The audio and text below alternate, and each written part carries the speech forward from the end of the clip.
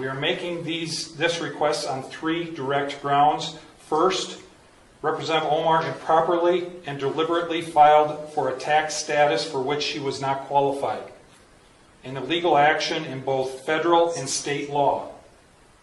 The Minnesota Campaign Finance Board found on June 6th of this year that she illegally used campaign funds to pay a law firm to review her tax records.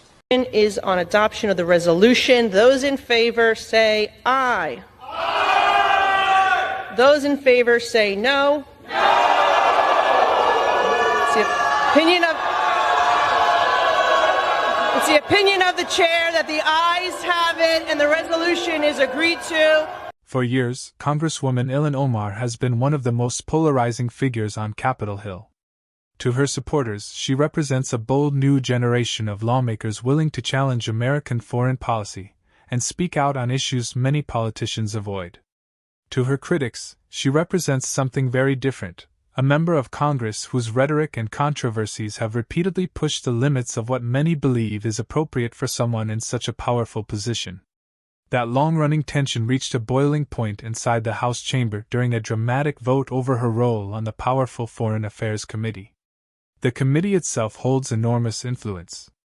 Its members helped shape the United States' diplomatic posture, foreign aid decisions, military partnerships, and global alliances.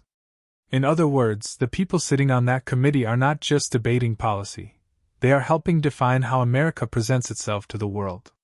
So when House Republicans, led by Speaker Kevin McCarthy, moved to remove Omar from the committee, they argued the issue was simple. Someone representing U.S. interests abroad must meet a higher standard of conduct and rhetoric. But Democrats saw the vote very differently. They argued the decision wasn't about conduct at all, it was about political retaliation. They pointed out that when Republicans previously lost control of the House, some Democratic leaders had removed controversial GOP members from committees, creating a precedent that both parties were now using against each other. Inside the chamber, the atmosphere quickly turned tense. Speeches became sharper. Voices rose. Lawmakers interrupted one another. What began as a procedural vote turned into a full-scale political confrontation about power, precedent, and the boundaries of congressional discipline. And when the vote was finally called, the reaction inside the chamber made one thing clear. This was no ordinary committee decision. It was the latest flashpoint in an increasingly bitter struggle over how Congress polices itself, and how far each party is willing to go to hold the other accountable. The Campaign Finance Board exposed crystal clear probable cause for a tax fraud or tax evasion investigation when they discovered that Representative Omar filed as married and filing jointly with Mr. Ahmad Hersey in 2014 and 2015. During those years, she was legally married to Mr. Ahmad Elmi. Did the illegal filing produce a lower tax liability for the couple? Did her illegal tax filing bring her tax exemption for which she was not legally qualified? Usually people choose the tax filing status that yields them the lowest tax liability. Also, the board shared that the couple filed jointly during 2 specific years. Ilhan Omar and Ahmad Hersey have been together as a couple for 17 years. Given her record of crimes and violations of so many laws, it may be worth evaluating her claims of status in those other years as well. Second, Representative Omar lived together simultaneously with her first and second husbands at the same addresses in Minnesota and North Dakota in 2009 through 2011. The tax enforcers may need to check if she used an illegal tax filing status and obtained tax deductions, including standard deduction levels for which she was not qualified in those years. Third, we know that Representative Omar took improper kickbacks from 3 Minnesota colleges in 2017 when she oversaw their state budgets in 2017. Under campaign pressure, she returned those kickbacks in 2018. It is worth checking to see if she reported the kickbacks as income in 2017 or deducted the paybacks as expenses in 2018. 5 grounds for an investigation include corruption in public office and tax evasions on grounds of illegal filing status, improper deductions, concealed income from kickbacks, and improper claims for expenses. We are also aware of Representative Omar's pattern of improper conduct. She has been fined by the Campaign Finance Board for diverting campaign funds for an unpermitted As the political debate trip to unfolded, Orlando. critics of Ilhan She Omar has been laid out their directed to case. pay back her expenses Some for pointed to uncovered past political controversies trips to surrounding Boston, campaign New York, finance rulings and Philadelphia, ethics complaints Chicago, that had surfaced Florida, during earlier and stages of her Washington, political D.C. career.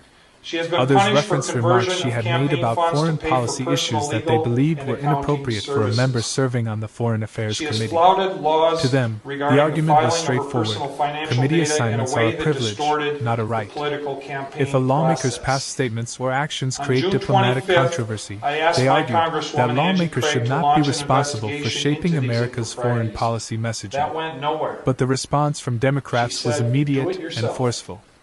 Several So, lawmakers on argued June that the 23rd, accusations were being on exaggerated July or 23rd, selectively used I to asked the U.S. justify a House political Ethics Committee move to that had already investigate been Representative decided Omar. behind closed That doors. request is currently being Then the reviewed debate by the reached its Office of emotional peak. Congressional Ethics. Congresswoman Alexandria On that same day, I launched Ocasio-Cortez took the floor and OmarTruth.com delivered in one an of the effort most to rally passionate Minnesotans speeches of the and entire Americans to session. help bring political She accused pressure Republicans to of bring singling about out a Omar because of her congressional background and investigation. political views, After 2 arguing weeks, that we have similar over comments by other lawmakers had 44,000 not resulted in citizens comparable expressing their punishment. strong desire Her to bring speech about a electrified the full chamber. investigation. Some lawmakers And the applauded list is loudly. growing.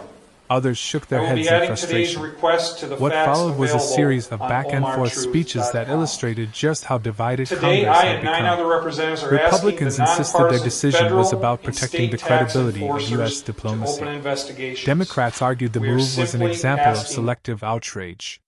The clash highlighted a deeper reality inside Washington. In today's political climate, even internal disciplinary actions can quickly become national ideological battles.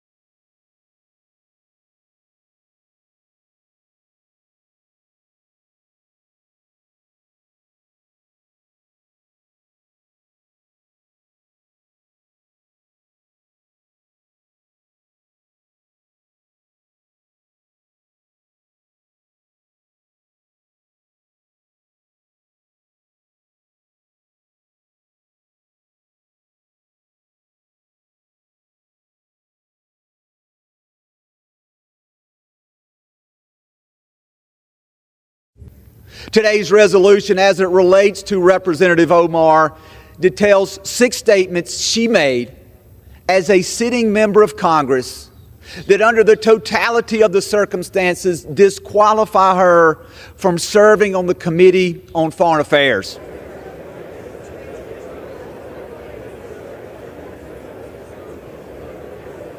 Table Resolution 9, on which the ayes and nays. Don't tell me this is about consistency. Don't tell me that this is about a condemnation of anti-Semitic remarks when you have a member of the Republican caucus who has talked about Jewish space lasers and an entire amount of tropes, and also elevated her to some of the highest committee assignments in this body. This is about targeting women of color in the United States of America. Don't tell me, because I didn't get a single Time has apology expired. when my life was threatened. The representative can say whatever the heck she wants.